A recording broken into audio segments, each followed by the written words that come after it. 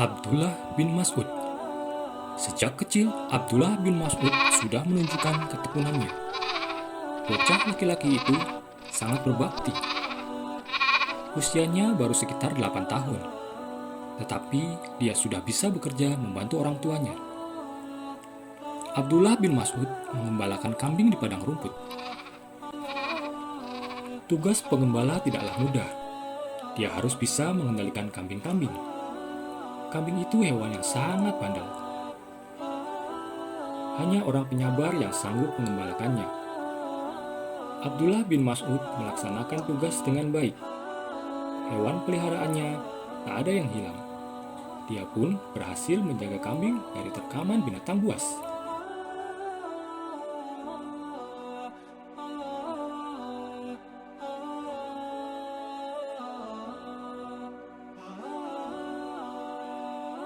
Di suatu siang yang sangat panas, Abdullah bin Mas'ud istirahat di bawah pohon rindang.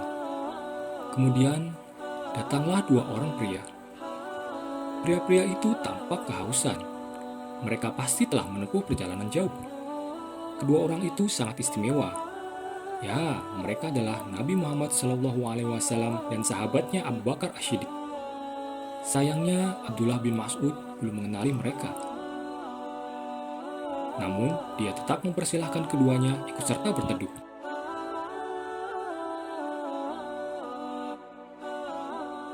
Nabi Muhammad SAW berkata, "Bawalah kemari anak kambingmu, aku akan memerah susunya."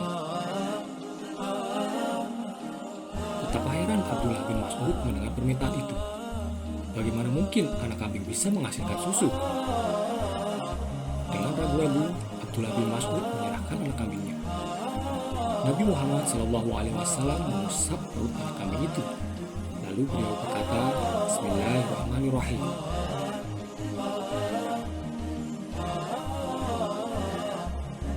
Setelah itu, Nabi Muhammad SAW mulai memerah. Dengan sangat deras mengalirlah air susu. Ajaib! Abdullah bin Mas'ud tercengang melihat kejadian itu. Anak kambingnya menghasilkan susu. Bagaimana mungkin bisa?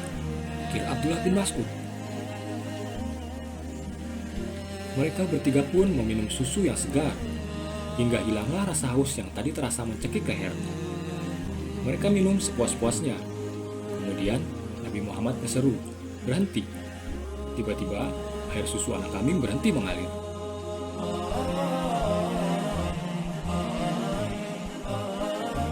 Itulah salah satu mukjizat Nabi Muhammad SAW. Hal yang mustahil bisa saja terjadi. Kejadian itu hanya ada pada Rasulullah. Manusia biasa tidak akan mampu. Peristiwa ajaib itu membuat Abdullah bin Mas'ud tercengang. Dia pun berkata, "Tuan, ajari aku bacaan yang diucapkan tadi." Nabi Muhammad SAW tersenyum ramah. Beliau berkata, "Kamu anak yang pintar, tentu aku bersedia mengajarimu." Sejak saat itu, Abdullah bin Mas'ud punya sahabat istimewa. Siapa lagi kalau bukan Nabi Muhammad SAW? Rasulullah juga menyukai Abdullah bin Mas'ud. Anak itu berasal dari desa. Dia anak yang pintar, sifatnya jujur, cerdas, dan bertanggung jawab. Abdullah bin Mas'ud meninggalkan kampungnya. Anak berani itu berangkat menuju Mekah. Dia menemui Rasulullah untuk memeluk agama Islam. Di samping itu, ia mengajukan permohonan agar bisa menjadi pelayan Rasulullah. Mengapa Abdullah bin Mas'ud ingin jadi pelayan? Karena dengan cara itu, ia bisa dekat dengan Rasul. Kedekatan itu akan membuatnya bisa belajar kapan saja. Nabi Muhammad SAW mengizinkan anak itu tinggal bersamanya. Abdullah bin Mas'ud punya ruangan tidur di rumah Rasul. Penggembala kami itu sudah naik derajat. Ia telah menjadi orang kepercayaan Nabi Muhammad SAW. Kemanapun Rasulullah pergi, Abdullah bin Mas'ud menyertainya. Dia menyiapkan segala keperluan Nabi Muhammad SAW. Abdullah bin Mas'ud menyediakan air untuk wudhu dan mandi, dan menyusun terompah jika Rasul akan bepergian. Abdullah cekatan menyiapkan berbagai kebutuhan lainnya. Oleh sebab itu, Rasulullah sangat mempercayainya. Bahkan, Abdullah bin Mas'ud diizinkan memasuki kamar Nabi. Tentu saja jika ada keperluan yang penting. Oleh sebab itu, ia digelari pemegang rahasia Nabi, atau dikenal dengan sebutan Sahibus Siri Rasulullah. Kejujuran Abdullah bin Mas'ud sangat teruji. Dia memegang kepercayaan dengan teguh. Tidak ada rahasia keluarga Nabi yang bocor keluar rumah, sehingga Rasulullah semakin mempercayainya. Tujuan utama Abdullah bin Mas'ud adalah belajar. Di masa kecil, banyak-banyak menimba ilmu. Niscaya akan bahagia setelah besar. Oleh sebab itu, Abdullah bin Mas'ud giat belajar, terutama dengan meneladani sifat Rasulullah.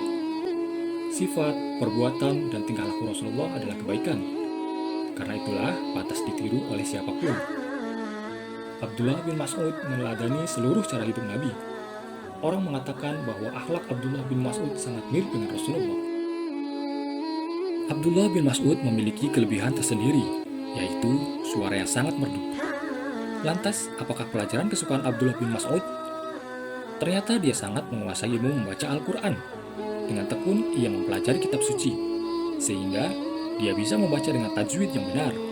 Bacaannya juga terdengar merdu di telinga. Dalam suatu perjalanan, Rasulullah SAW, Abu Bakar As-Siddiq, dan Umar bin Khattab melihat seorang yang sedang sholat di masjid. Orang itu sholat dengan mengeraskan bacaan. Rasulullah berhenti untuk menyimaknya. Lalu Rasulullah berkata, siapa yang ingin membaca Al-Quran dengan baik, bacalah seperti Abdullah bin Mas'ud. Setelah sholat, Abdullah bin Mas'ud berdoa. Rasulullah pun mengaminkan doa anak itu. Anak muda itu hafal Al-Quran. Itu berkat ketekunannya menghafal ayat-ayat suci. Abdullah bin Mas'ud juga terkenal sebagai Qori. Qori adalah sebutan bagi orang yang mahir membaca Al-Quran. Sungguh beruntung Abdullah bin Mas'ud menjadi seorang Qori, karena itu merupakan kemuliaan dan memperoleh pahala yang besar. Abdullah bin Mas'ud tidak berpuas diri. Dia terus berusaha meningkatkan kemampuannya. Abdullah bin Mas'ud juga mendalami makna atau tafsir Al-Quran. Setiap ayat dipahaminya dengan seksama. Bahkan, Abdullah bin Mas'ud berkata, seandainya ada orang yang lebih tahu daripada saya, niscaya saya akan belajar padanya. Itulah bukti kegigihan mencari ilmu. Abdullah bin Mas'ud juga seorang yang pemberani. Ketika itu, Mekah dikuasai kafir Quraisy. Abdullah mendatangi Ka'bah. Di sana ia membaca surat Ar-Rahman ayat 1-4. Meski suaranya merdu, kafir Quraisy memarahinya. Salah seorang kafir bertanya, apakah yang dibaca Abdullah bin Mas'ud itu? Temannya menjawab, dia membaca ayat-ayat yang diajarkan Muhammad. Kemudian mereka memukulinya beramai-ramai. Abdullah bin Mas'ud tetap mengaji sampai selesai. Lalu ia pulang dan bertemu sesama orang Islam. Kondisinya sudah babak belur. Para sahabatnya prihatin. Inilah yang kami khawatirkan terjadi padamu, kata salah seorang sahabat. Namun Abdullah bin Mas'ud tidak gentar. Dia berkata, demi Allah, bahkan sekarang musuh-musuh Allah itu semakin kecil di mata saya. Jika Anda menghendaki, besok pagi saya akan mengaji lagi di hadapan mereka.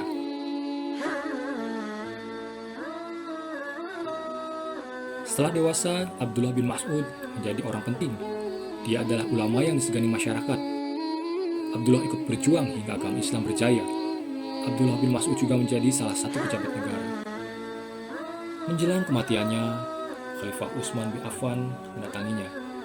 Khalifah Utsman berkata, kamu tidak pernah mengambil gaji selama jadi pejabat. Maukah aku ambilkan sekarang? Abdullah bin Mas'ud menggelengkan kepala. Dia menyedekahkan uang itu untuk umat Islam.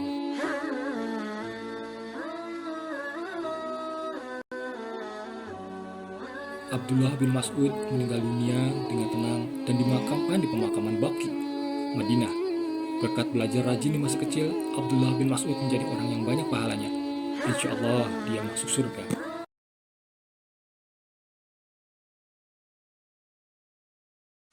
Sampai jumpa. Dadah.